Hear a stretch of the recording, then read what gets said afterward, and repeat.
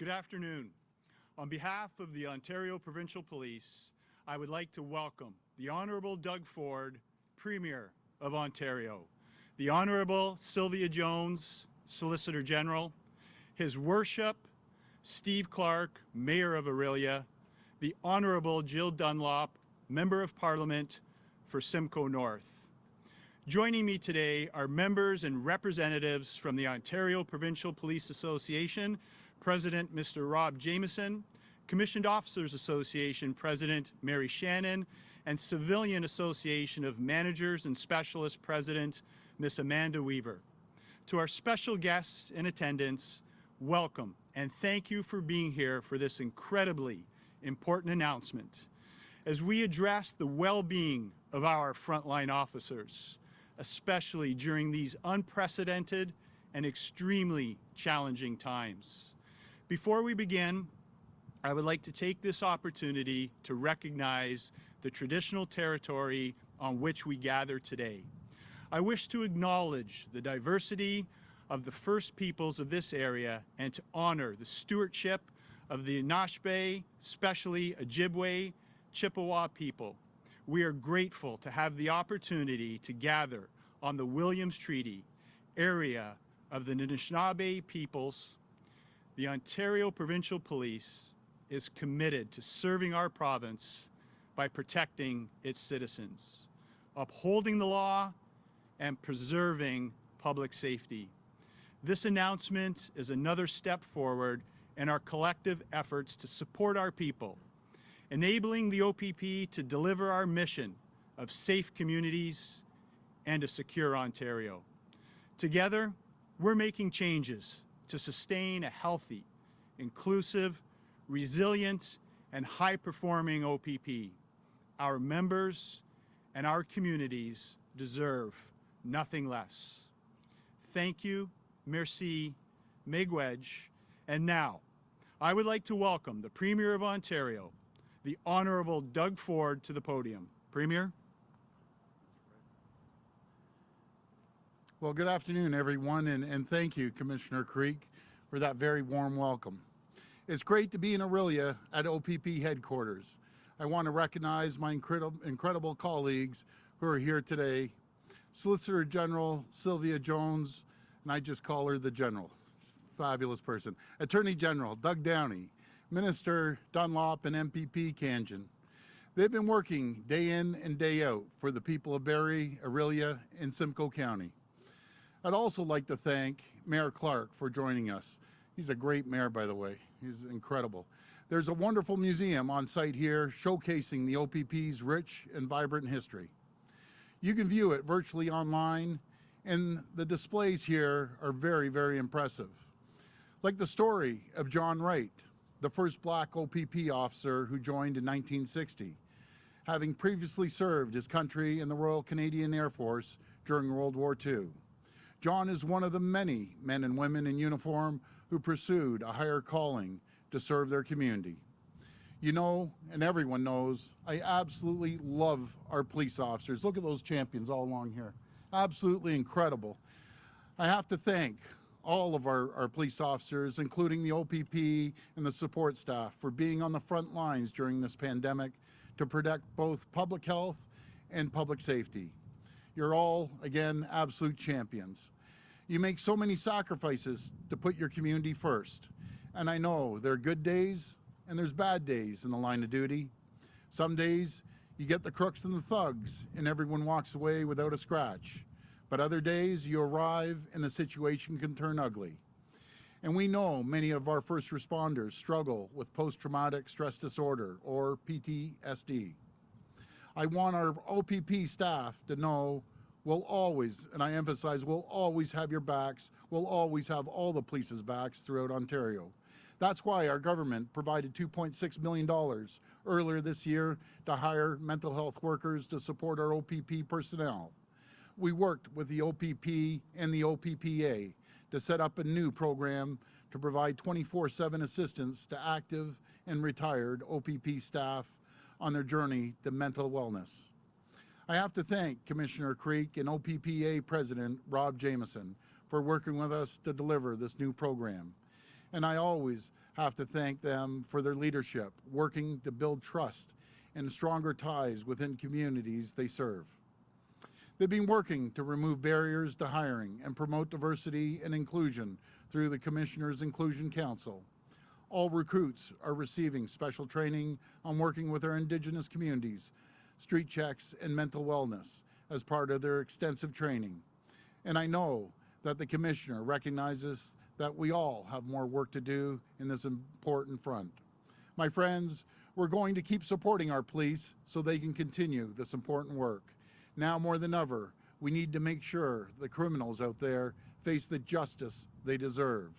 We need to protect our communities from the senseless violence. So today, I'm proud to announce here at OPP headquarters that we will be investing $25 million to hire 200 more OPP officers. That's 200 more boots on the ground.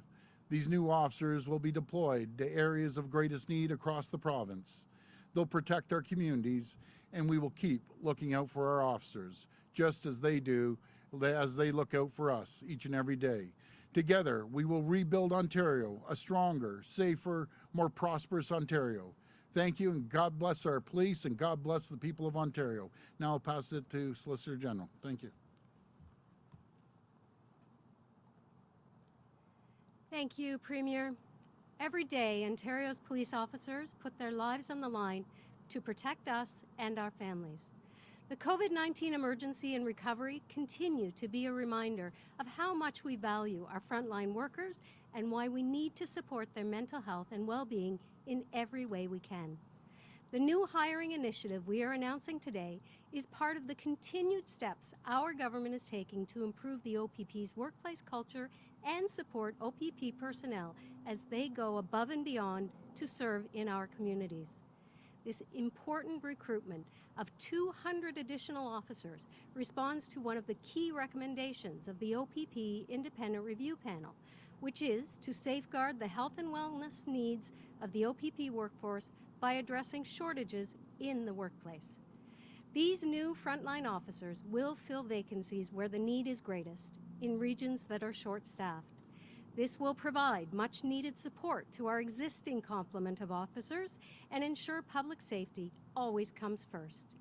This new initiative also builds on our recent investment of $2.6 million to hire new psychologists and other mental health workers to support OPP personnel. It is a comprehensive approach designed to build care for the men and women who protect our communities. As the Minister responsible for Ontario's emergency response, I can tell you how heartening it has been to see Ontarians come together to keep each other safe as our province gradually reopens and our economy restarts. Our police have been there at every step of the way, standing shoulder to shoulder with community members and always ready to offer a helping hand. I want to thank the OPP and all of Ontario's police services for the tremendous contributions you are making during these difficult times, each and every day, to protect and keep us safe. You are leaders in your community, and our government is determined to continue providing you with the supports, resources, and tools you need to serve and protect Ontarians. Thank you. I would now like to invite Mayor Steve Clarke to the podium.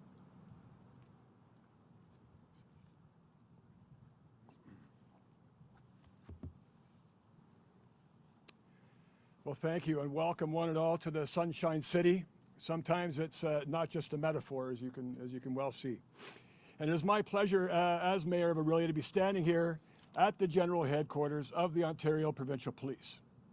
And the OPP and the City of Orillia have a very special relationship indeed. Our local detachment, which serves Orillia and our surrounding areas, is the largest in Ontario and soon to have their new facilities open. Central Region Headquarters is located here just on the other block. And as we all know by being here today, OPP is also the home, this really is also the home to the OPP General Headquarters. Truly a relationship with the OPP unlike that of any other municipality in Ontario. Members of the OPP are a valuable part of our community. They are our coaches, our volunteers, and a significant driver of our local economy. And I'm sure that we would all agree that theirs is a tough job indeed. Often interacting with people in very difficult situations who are not experiencing their best days.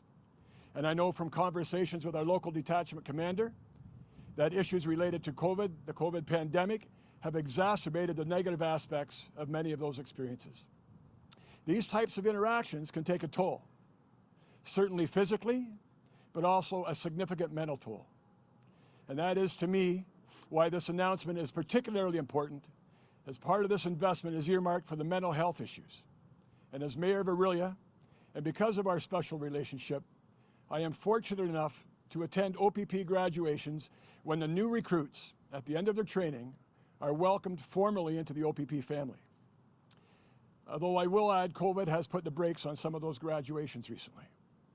And I must say I've been impressed by how Commissioner Carrique has openly addressed mental health head-on at these graduation events.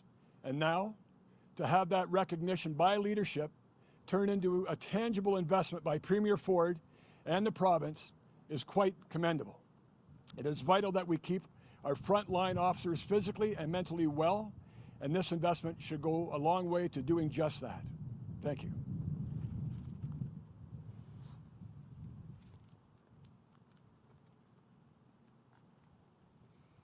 Thank you, Commissioner Carrique, Premier Ford, and Minister Jones. We know that across Ontario, the Ontario Provincial Police play a tremendous role in supporting our communities.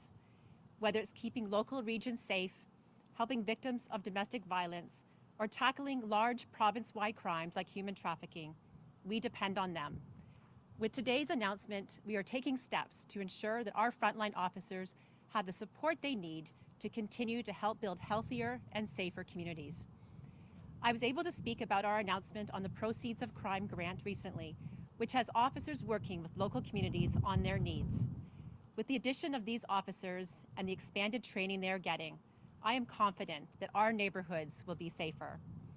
As Minister of Children and Women's Issues, I have seen how domestic violence, human trafficking, and sexual violence are impacting Ontarians, and have heard just how important frontline officers are for supporting victims. Alongside our provincial police, we are working to help those trapped in the nightmare of sex trafficking to know that their community is working together to set them free. Most of us can't imagine these crimes occurring in our backyards. I can tell you that these crimes do not discriminate. Your neighborhood is not immune. And we could not fight these crimes without the dedication, bravery, and compassion of our frontline officers. Supporting the safety of our communities and of those on the front lines is and will always be a top priority for this government. Thank you again for all you are doing, and thank you for making a difference. Please.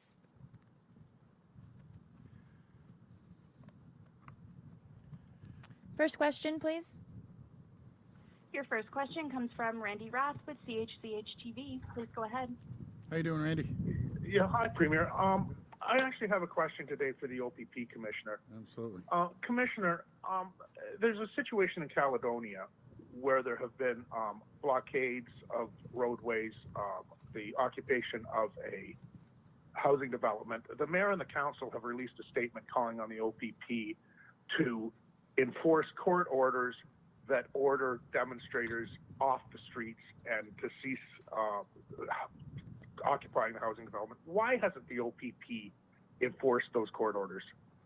Well, the OPP work under a court-endorsed framework for police preparedness for response to Indigenous incidents, and we are working within the parameters of the injunction. Our primary responsibility is to preserve peace and maintain public safety, and that involves having negotiations, mediation, and ongoing dialogue to find sustainable solutions. We will continue to work within that framework, and we will continue to take direction from the injunctions that are in place to fulfill our legal responsibilities. Thank you. Follow up. Premier, the other day I asked you about this, and you said that essentially it was completely unlawful what was going on, and that you called on the demonstrators to cease what they're doing. Yeah. Do you find the OPP Commissioner's response acceptable to this? And are you satisfied that everything's being done that could be done, that can be done to stop the situation down there? Well, I have all the confidence in the world in the commissioner and all the OPP. Matter of fact, I have confidence in all the police officers across Ontario. I want to make it very clear, I don't direct the police. I have the confidence that the commissioner will follow the injunctions that have been put forward by the courts. But what I was saying, I have zero tolerance for anyone throwing rocks at our OPP, throwing outhouses over the bridge. I had a good conversation in person with Chief Hill. I had him down to Queen's Park. He fully understands and agrees. It's always better to discuss these things, work them out, make sure there is no violence, and we can move forward, because it doesn't benefit anyone. It doesn't benefit Six Nations. It doesn't benefit the Indigenous community as a whole. And it's better to sit down, talk about it, and work things out. And that's what we plan on doing. It's very, very important. We go down that avenue and continue with dialogue. That's how I feel. But I have zero tolerance, and I don't care who you are. You start attacking our police, I'll come out swinging. Simple as that. Next question. Your next question comes from Sean Jeffords with the Canadian Press. Please go ahead. Hi, Sean. Good afternoon, Premier. Wanted to ask you a couple of questions about schools again today. Sure. Earlier this morning, MPP Hunter wrote Minister Elliott and asked for proactive COVID testing in schools located in virus hotspots around the province. I'm wondering if the province has any plans to conduct that kind of testing, and if not, what is the government's plan regarding COVID testing in schools? Yeah, we do have a plan for testing, proactive testing right across the board. We have a well-oiled machine with Dr. Heyer and the public health. We've been getting probably about 25,000 upwards to 30,000 tests every single day. And I've made it very clear to all ministers on our cabinet, nothing is more important right now than making sure we have a safe environment for the kids going back to school. And I've always said we have the safest, most cautious approach in the entire country. We have 500 nurses that we're hiring to go into these hot spots and do the testing as well. We have our health team on full alert. So we're doing a lot of things that no other province is doing in the entire country. They're taking our lead on things, but it's not, I want to emphasize this, as much as we put the plan forward, it's not the Doug Ford plan, the Stephen Lecce plan. It's a plan put together through the advice of some of the best doctors in the country on our health table and our chief medical officer, along with sick kids and other hospitals, be it UHN or CHEO in Ottawa. Follow up. On the testing resources specifically, I'm wondering if you intend to access any of the resources that you set aside in your latest fiscal statement, the reserves for healthcare, when it comes to ensuring that testing is available, specifically if there's a demand for it as school starts, if parents begin to take their children into the assessment centers and we see a spike. Yeah, well, we're ready. We're ready for those spikes, and we're prepared. We have, again, a well-oiled machine. We've learned a lot, all of us, as a province, as a people, right across this province. You look back in June, we had over 400 cases, and now, to the exception of maybe a couple days, we're under 100 cases, and I give all the credit to the frontline healthcare workers and the people of Ontario. They followed the protocols and guidelines from the chief medical officer, and they deserve all the credit in the world. We're doing well, but we can't take our eye off the ball for a second. Next question. Your next question comes from Lucas Meyer with News Talk 1010. Please go ahead. Hi, Lucas. Thank you very much. Sort of on education as well, Premier, to start. We spoke to the Ontario School Bus Association today because of this ongoing issue of a driver recruitment shortage, even more concerning this year. And he mentioned that one of the issues is a backlog of licensing to get drivers the go-ahead. Is there a way to fast-track this process to make sure there are enough drivers in September? And like work is being done with the city to find extra space for classrooms, would the government consider reaching out to the TTC, Go Transit, to see if drivers there could assist in transportation needs because volume is low right now? Well, Lucas, I think that's a great idea, but right now, as long as we can move forward and expedite the protests, and not protests, the process, I should say, and I'll talk to the minister about it because it's absolutely critical. We're putting $40 million more into making sure that we're cleaning the buses. We've increased spending on buses to $1 billion. And when they first told me $1 billion, I was kind of I was taken aback. I'm thinking $1 billion, but that's what we're doing. We're putting $1 billion, making sure the kids get from their home to school in the safest manner as possible. But I don't believe we should sit back. We need to expedite the process. So I'll jump on that, Lucas, and we'll have an answer for you by the end of the day. Follow up. Thank you. Premier, and on an unrelated education question, back in April, the government changed its construction time rules. 24 hours for essential infrastructure, but also extended hours for things like condos, 6 a.m. to 10 p.m. There's a rather comical, but nonetheless, a serious video of a Torontonian kind of frustrated about this, how late it's going, and how it's really out of the city's hands. I'm wondering, since these changes were made in April, and we will have more people getting back to work in September, do you think it may be time to relook at those construction rules in terms of those specific time windows? Yeah, I heard about the video, and I my heart goes out to this guy. He's hearing the banging and till late hours at night. I fully appreciate that, and I don't disagree with him. But the scenario we're facing right now, we have to get people into homes. The number one priority is to put a roof over someone's head, and we had a tremendous backlog through COVID, so we put that order forward, and hopefully when we get caught up, we'll take that order back. But I have to make sure that we protect our construction workers too. Part of that was to make sure the construction companies and the workers are able to separate their start times, so we don't have so many workers all at once. So they're splitting the shifts up, one during the day, one in the afternoons to the evenings. So we'll do everything we can. I hear them loud and clear, but we have to make sure the priority is to get roofs over people's heads there. Next question. Your next question comes from Robert Benzie with the Toronto Star. Please go ahead. Hi, Robert.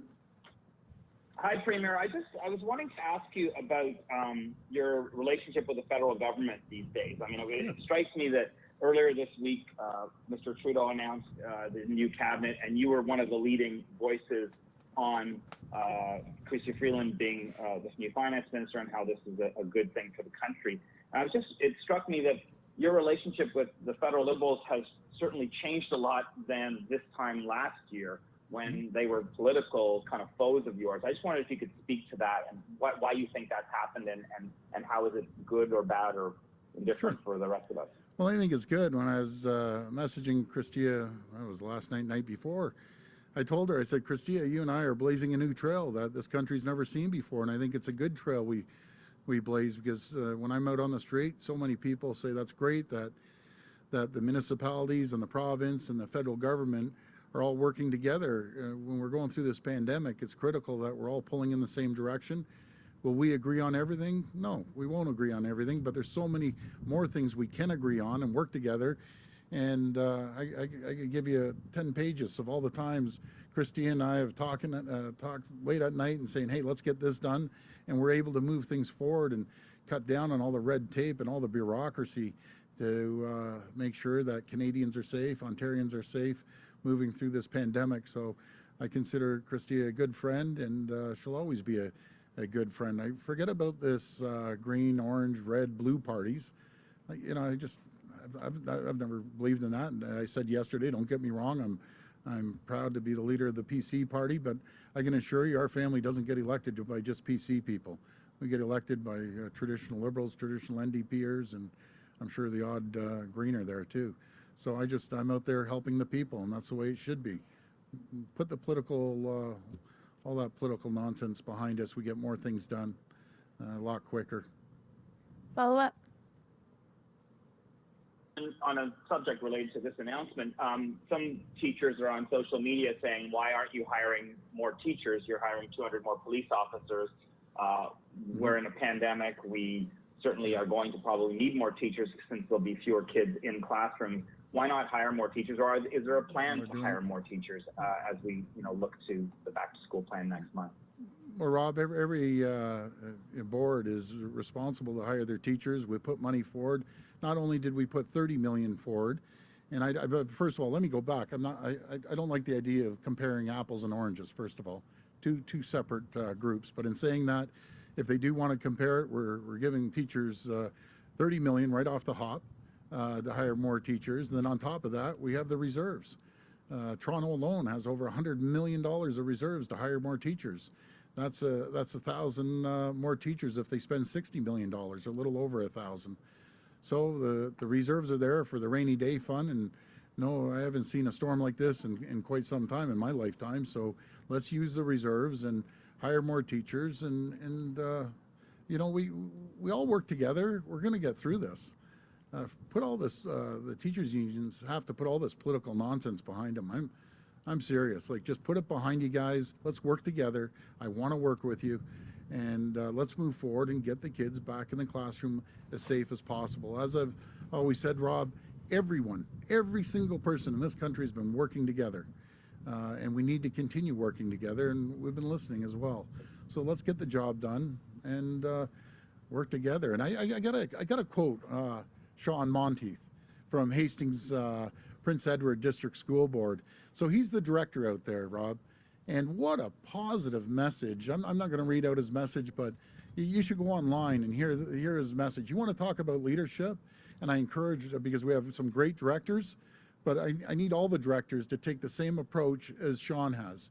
Is about, basically in less words, is, folks, we understand the concern, and I understand the concern about the parents and the anxiety.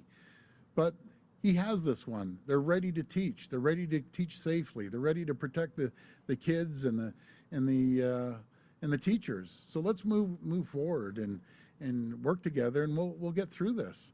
And the thing is, go back to the beginning of the pandemic.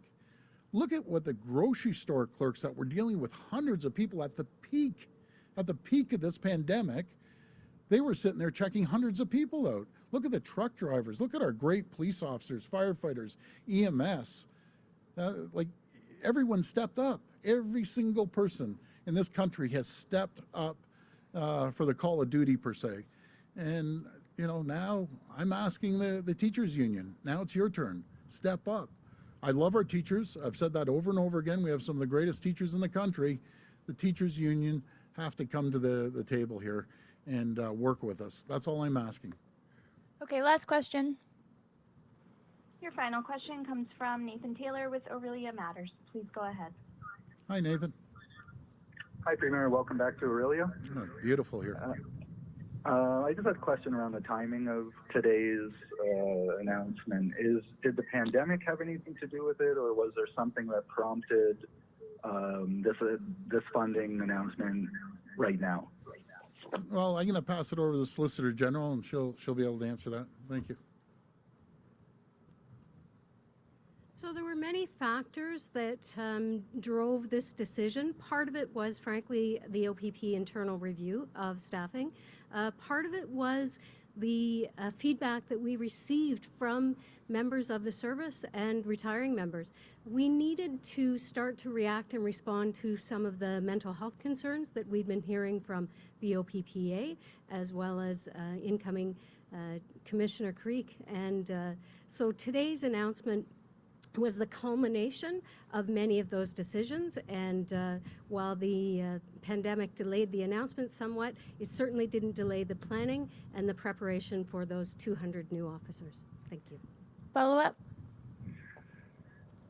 Yeah, can you give me an example of some of the areas, I guess this might be a question for the Solicitor General as well, I don't know, but some of the areas where you think these officers will be placed. I know you said some underserviced regions, but can you give me some specifics of some areas where they might be? Yeah, so you know, the operational decision about where the 200 officers will be placed will obviously be in the hands of Commissioner Carrique and his team, but it is clear that there are certain parts of the province, many in Northern Ontario, as you can imagine, that have had chronic understaffing, and so we want to make sure that we have the resources and the officers on the ground in place in those communities. But in terms of specific detachments, those decisions will be made by Commissioner Carrique and his team. Thank you. Okay. Thank you, everyone. Thanks, everyone.